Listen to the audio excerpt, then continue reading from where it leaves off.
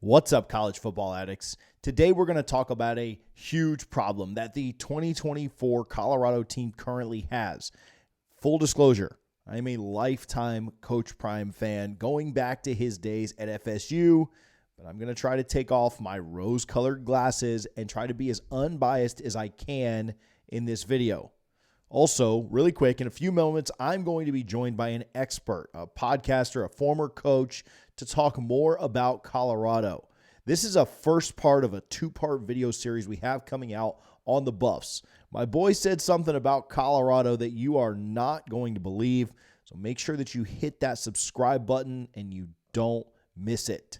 So Colorado's biggest problem in 2024 is their coaching turnover.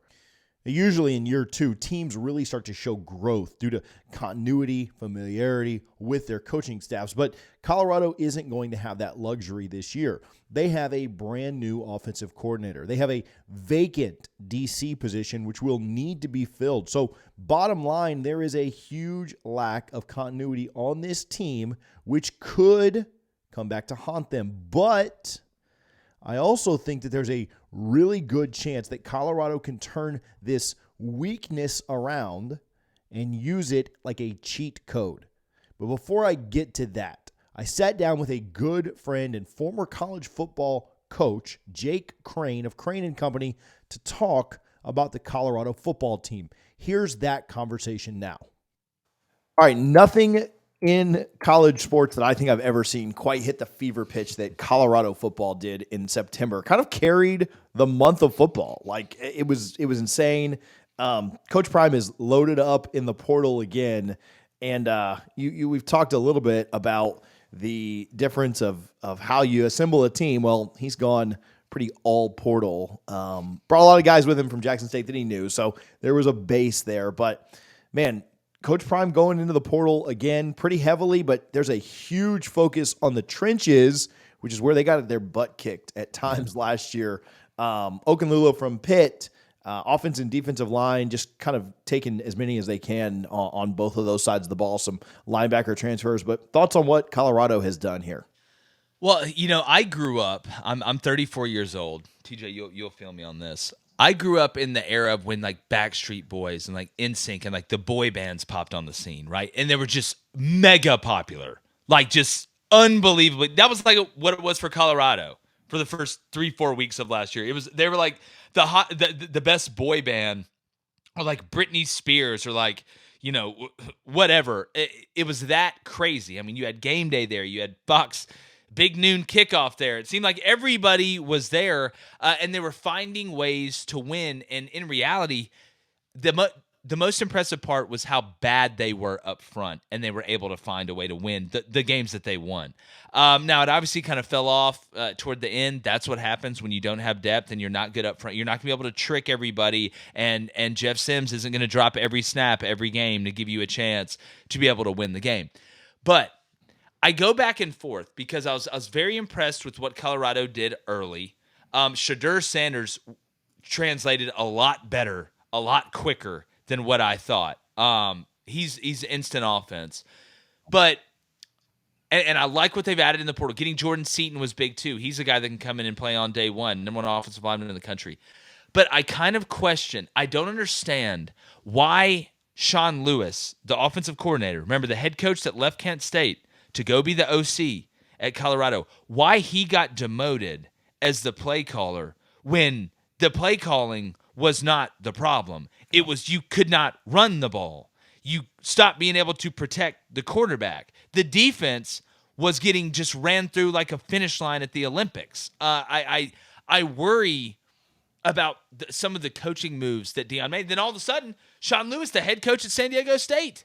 Obviously, the guy, wasn't that bad. Wasn't that awful, but I think it's still a learning process for Colorado. They are going to be better. I think they are going to make a bowl game because they have upgraded at a lot of important spots, and you return your best playmaker and a guy that will be in the Heisman running in Deion Sanders next year. And look, I mean, I get it. Some people were upset that Shadur and Shiloh, I think, were like in Milan for Fashion Week, like while the first team meeting was going on. But part of me is kind of like, This is who Colorado is, right? They want to be, and you know who else used to do? Not saying guys would skip team meetings, but you remember when USC was cooking? They were Hollywood, man. It was Snoop on the sidelines. That's what it was. It's like going to an Oscars or something. Every game you went over there, it seems like Colorado is trying to bring that swag back a little bit. And in today's era, you can do it twice as well as what you could when Pete Carroll was doing it at USC. So it was cool. Part of me, I think it's going to work. The question becomes, what's the ceiling at Colorado? That, to me, is the better question. Because if all of a sudden Deion gets him to 8 wins, then Shadur's gone, and they're stuck in this window where it's, hey, man, 8-4 is our ceiling, right? Maybe getting a chance to kind of sniff the playoff is our ceiling. Does Deion go somewhere else? But I question some of the coaching decisions that he made. But you've upgraded the roster. You returned talent on a team that was kind of able to flip the script early last year. We'll see. But I do kind of like what he's doing out there.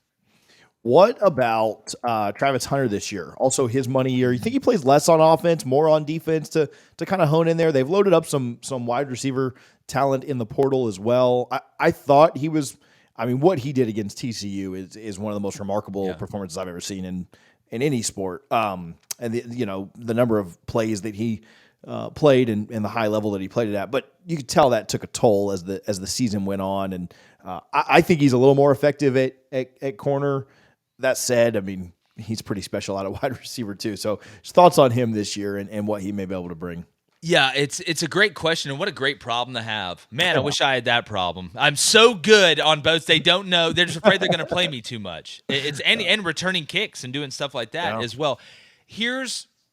Obviously, you see what they did bringing in some personnel at the wide receiver position. I think what it's telling you is Travis is going to be full-time on defense, right, at DB, and they'll put him in at spots offensively, right? We see different packages that he's able to come in, whether that be in the red zone, whether that be third down stuff, whether it be taking a shot plays, or TJ, just to use him as a decoy. But, I mean, again, if Shohei Ohtani can't pitch and hit for a whole regular season playing both sides of the ball because it's too physically demanding, and I know they play 835 regular season baseball games. I'm a Braves fan. I get it. Then Travis Hunter sure as hell isn't going to be able to play every snap on offense and defense and be able to make it through the whole year. And you know what? If you really care about him, which I think Prime does, you won't do that to him because he's going to be damaged goods by the time he gets to the combine, or not nearly what he could be. So I think you're going to see Travis Hunter star as a defensive back and then moonlight as a spot wide receiver, kind of a big play guy again, that you don't even have to run a route for Travis Hunter to be effective. Yeah. Him lining up on 3rd and 8 when the defense is playing 2-man and that safety to the field is saying, all right, well, I was told whenever we go 2-man, which is man underneath with the 2 safeties playing the halves or shading the most dangerous threat, I have to shade to Travis Hunter. Well, if they know that, then the offense knows that, and I can take a safety out and work the seam with some of the talent that I've accumulated through the transfer portal. That would be the way that I would do it if I was Deion Sanders. Now, listen, I was pretty harsh at the beginning, and that coaching turnover could certainly be a weakness for the Buffs, but the opposite exists as well. It could very much be their secret weapon, their key to success in the Big 12 this year. Coach Prime is an unconventional coach. Deion Sanders does things in a different way. And could this change? Could the turnover, could relationships with Pat Shurmur and then whomever he brings in at DC be an upgrade over Charles Kelly and Coach Sean Lewis? Absolutely. That absolutely exists as a possibility. However, the biggest advantage for Colorado is going to be the unknown.